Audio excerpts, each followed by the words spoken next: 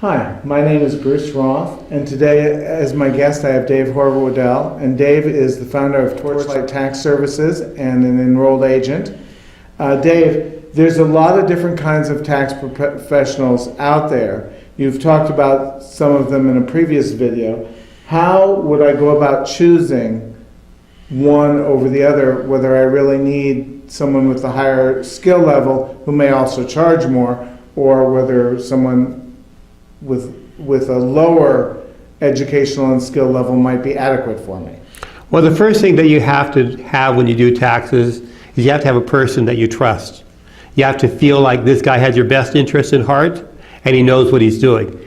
Now, beyond that... I know that's true in my business too. I'm a real estate broker, and you have to have someone you know that you can trust, because just because they know what they're doing doesn't mean they're going to serve you. Right. And you also have an additional factor that your tax preparer is going to be given your social security number, your address, he's going to know how much money you make. You know, it has to be someone that that's actually a reliable person, and that is the first and most important criteria. So if you have somebody that you know is reliable and you know he's knowledgeable, then that's the best way to go. Now, there isn't really, you know, if a person's making a very low wage, you know, well then they pretty much can use whatever tax professional they have. But I would tend, if you're making good income and you have like, you're paying thousands of dollars in taxes, the difference in cost between an enrolled agent and a licensed tax preparer, you know, the top and the bottom, is minor. It's very minor. It's like maybe it's $100. Especially by comparison to